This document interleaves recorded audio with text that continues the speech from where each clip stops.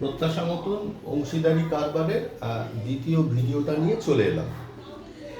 তো অংশীদারি কারবার আমরা যতটুকু করেছিলাম তারপর থেকে বলেছিলাম যে আমরা না চেষ্টা করব এই বিজনেস স্টাডিজের রন্ধ্রে রন্ধ্রে বোঝবার, প্রতিটা লাইন বুঝে পড়বার, তবেই তো আমাদের মনে থাকবে। তাহলে আমরা এবার যাব অংশীদারি কারবারের সুবিধায়। যদিও আমি না বললেও কিছু আসে যায় না, কিন্তু একটু কথাগুলো মাথায় ঢোকাতে পারলে আমার মনে হয় তোদের পড়তে সুবিধে হবে। ব্যাপারটা কীরকম? প্রথমে বলছে যে অংশীদারি কারবারের প্রথম হচ্ছে সহজ গঠন। মানে এখানে যেহেতু নিবন্ধন বাধ্যতামূলক নয়, মৌখিক চুক্তিও হতে পারে, সেই জন্যে কোনো আনুষ্ঠানিকতা পালন করতে পারে না। ধরা যাক আমরা ওখানে যতজন আছি সবাই মিলে একটা ব্যবসা গড়ে তুলতে চাই, গড়ে তুলতেই চাই, কোনো অসুবিধা নেই। সেই জন্যে বললো সহজ গঠন। সবাই মিলে যদি মোটামুটি পর্যাপ্ত পরিমাণে একটা মূলধন দিই তাহলে একটা বিরাট টাকা হয়ে যাবে। এই জন্যে বলছে পর্যাপ্ত মূলধন। সবাই মিলে ঝুঁকি বহন করবো, তারপরে ঝুঁকিটা ডিস্ট্রিবিউট হয়ে যাবে, বলছে ঝুঁকি বন্টন। তারপরে কি বলছে? নমনীয়তা। নমনীয়তা মানে হচ্ছে ইংরেজিতে যাকে বলা হয় ফ্লেক্সিবিলিটি। সময়ের সাথে সাথে ব্যবসাটাকেও আমরা কি করতে পারবো, মানে গুছিয়ে নিতে পারবো, অর্থাৎ পরিবর্তন করতে পারবো। সময়ের পরিপ্রেক্ষিতে বা যুগের পরিপ্রেক্ষিতে ব্যবসাটাকে আমরা অন্যরকমভাবে ইউজ করতে পারবো। ঠিক আছে? তারপরে সুদক্ষ পরিচালনা। সুদক্ষ পরিচালনা মানে পরিচালক যারা হবে, সবাই যেহেতু আছি, আমরা সবাইয়ের মধ্যে কেউ তো খুব ভালো পরিচালক হয়ে উঠতেই পারি, তাই না? তাহলে আমরা সেক্ষেত্রে কী হবে? সুদক্ষ পরিচালনার মাধ্যমে ব্যাপারটা হবে আর কি। গোপনীয়তা। প্রত্যেকে আমাদের কি করব, আমরা ব্যবসা করছি, আমাদের ব্যবসায় যাতে করে আগামী দিনে অনেক বেশি এগোতে পারি, সেই জন্য আমাদের ব্যবসার যে সাফল্যের পূর্ব শর্তগুলো আমরা নিশ্চয়ই কি করব, লোকের কাছে জানিয়ে দেব না, গোপনীয় রাখবো। তারপর মিলিত সামর্থ্য ও দক্ষতা।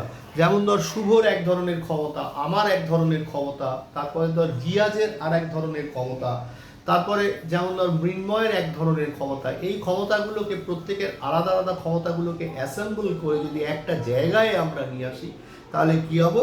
তাহলে আমরা মানে একটা মানে সুন্দরভাবে ব্যবসাটাকে এগিয়ে নিয়ে যেতে পারবো।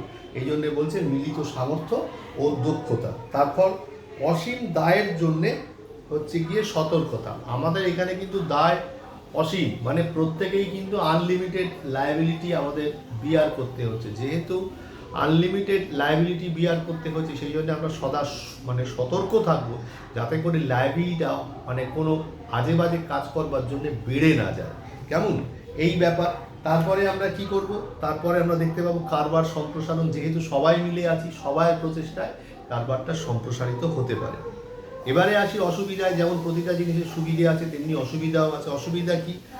পর্যাপ্ত মূলধন। এখানে যেমন বললো, যদি যৌথ মূলধনী কোম্পানি হয়, যৌথ মূলধনী কোম্পানি মানে কি? যদি বাইরে থেকে, মানে আমাদের এই 8-9 জন 10 জনের বাইরে গিয়েও যদি আরও লোকের কাছ থেকে টাকা তুলতে পারতাম, তাহলে কি হতো? তাহলে ব্যবসাটা আরও বড় হতে পারত। সেই জন্য বললো পর্যাপ্ত মূলধনের অভাব, যেটা কোম্পানির ক্ষেত্রে হয়ে থাকে, পরবর্তী সময়ে পড়ব। অনিশ্চিত স্থায়িত্ব। কোনো স্থায়িত্বের ব্যাপার নেই। আমরা যেহেতু অনেকজন মিলে ব্যবসা করছি, অনেকগুলো মাথা, 2-3 জন 4 জন বেঁকে বসলো, ব্যবসা বন্ধ হয়ে যাবে। উৎসাহের অভাব হতে পারে। অসীম দায়, এটা একটা বিরাট ফ্যাক্টর। প্রত্যেকের দায় থাকবার, অসীম দায় থাকবার জন্য অনেকে এই ব্যবসা করতে রাজি নাও হতে পারে। ঐকমতের অভাব হতে পারে। আমার একটা ধরনের কথা, শুভর একটা মত, মৃন্ময়ের একটা মত, রিয়াজের একটা মত, তাহলে এই মতের অমিলের জন্য ব্যবসা উঠে পর্যন্ত যেতে পারে। তারপরে প্রত্যেকে যদি অবিশ্বাস নিয়ে চলি, তাহলে সেই ব্যবসা তাহলে নষ্ট হবে। পরিচালনার অদক্ষতা।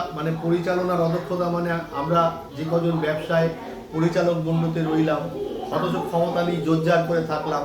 সেক্ষেত্রে কি, কেন জোরজার করে থাকলাম? যদি আমাকে ডাকা না হয়, আমি কি করলাম? যাতে করে ব্যবসাটা ক্ষতিগ্রস্ত হয় সেই চেষ্টা করতে থাকলাম, ওই জন্য আমাকে তোরা রাখতে বাধ্য হলি। তা সেই জন্যই বলছে যে পরিচালনায় অদক্ষতা। ঠিক আছে? আর অংশ হস্তান্তরে বাধা।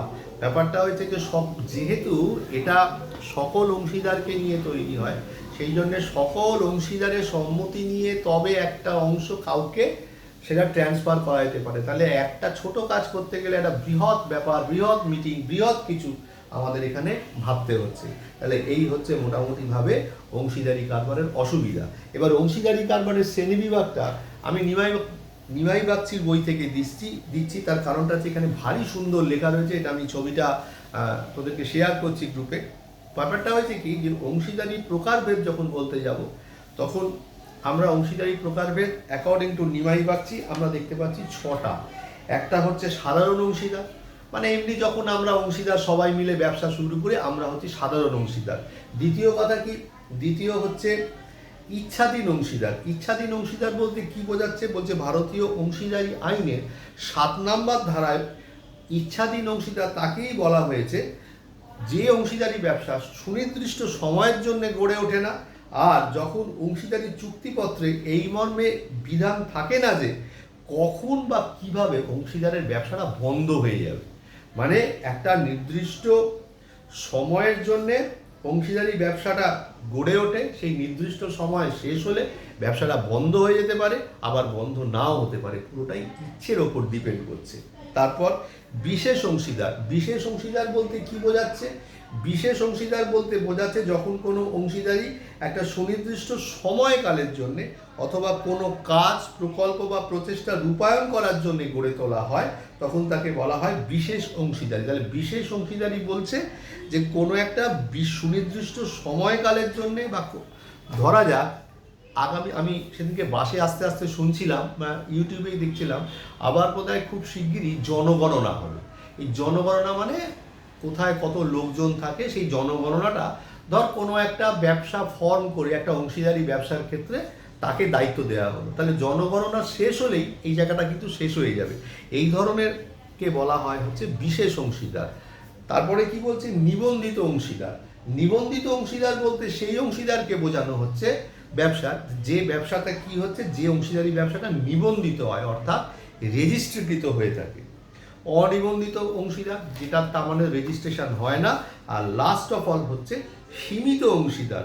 ব্যাপারটা হচ্ছে যে সীমিত অংশীদার বলতে বোঝায় যে মানে যে সমস্ত অংশীদারি ব্যবসায় অংশীদারদের দায় সীমাহীন বা অংশীদারদের দায় একটা নির্দিষ্ট সীমা। সাধারণত অংশীদারির ব্যবসায় দায় হচ্ছে সীমাহীন।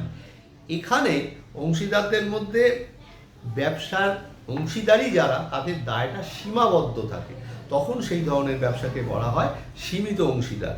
এখনও কিন্তু অংশীদারি ব্যবসাটা শেষ করতে পারলাম না, অংশীদারদের ধরন এখনও আমাদের বুঝতে হবে।